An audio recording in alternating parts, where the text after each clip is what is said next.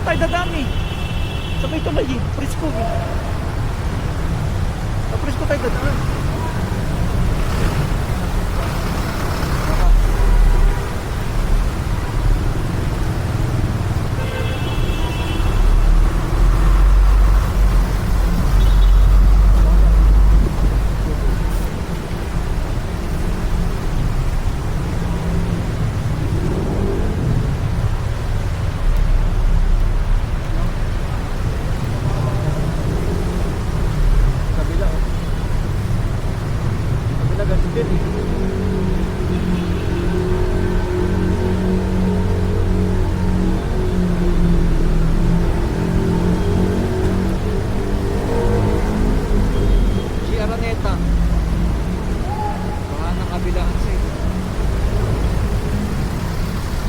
Lalim oh.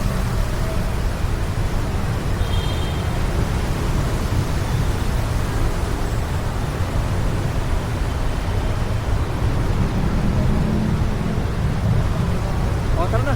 Ano? Magano tayo? Ha? Ito yung kanto dyan. Baka kaya dyan sir? Yung papunta dyan sa Frisco? Hindi naman. Hindi naman. Diyan ako dadaan eh. Ha? Diyan ako dyan. Ah dito ba? Baka dyan. Baka dyan. Oo. Baka dyan. Ano? Kaya naman yata. Doon diretso sa may Frisco kami dadaan eh. Kaso ano na eh. Sabi na eh.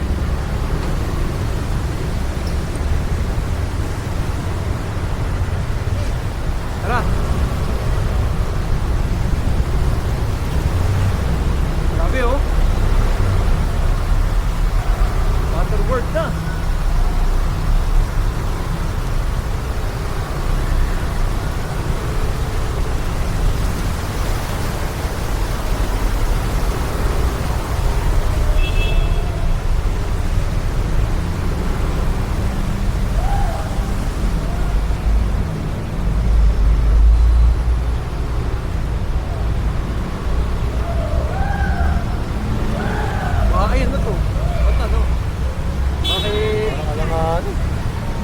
Yan na sa may Frisco. May mga dumaan dyan bro.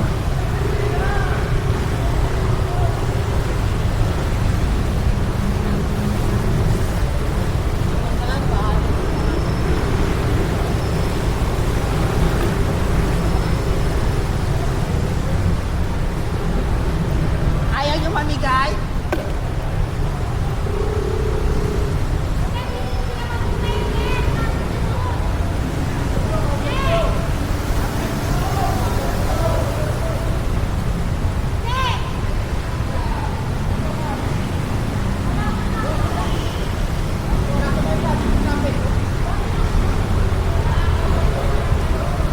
No, nakapaw yung tubig eh.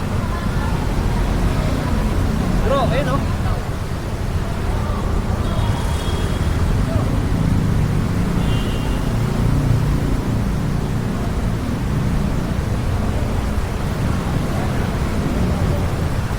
Saan tayo? Okay, dyan na to kami dadaan kasi dito sa kabila. Okay.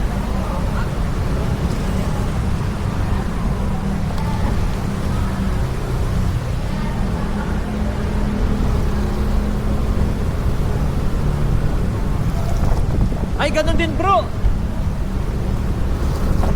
Apaw na kasing ano dito.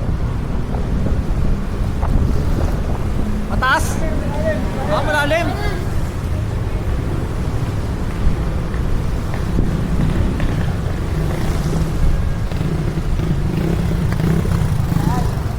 Hindi kaya, boss.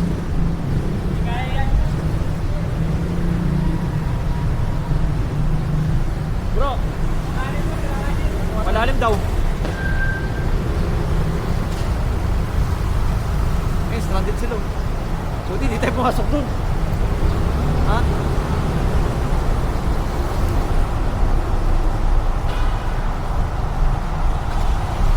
Dito na stranded na rin sila, oh. What a video, bro.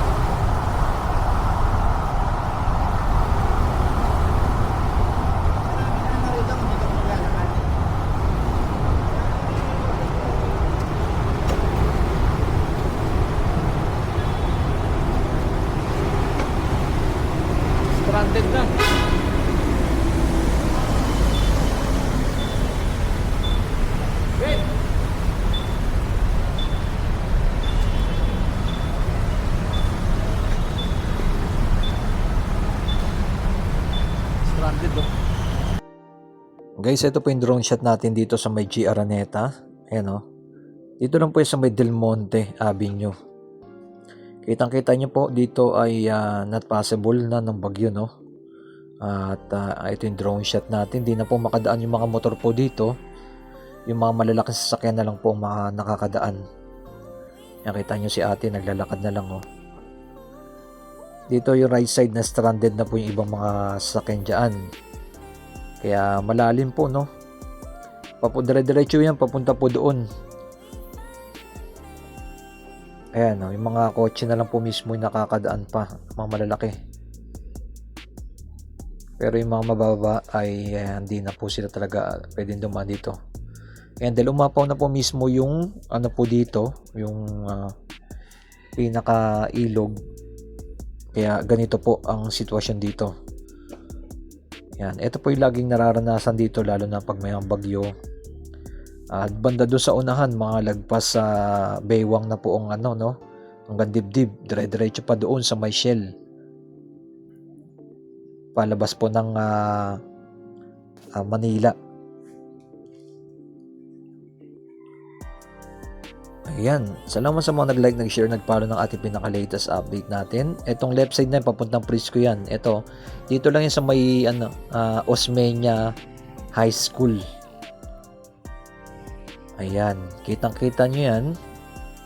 Dito na rin, sa area na to, talagang ang dami na po talaga na stranded.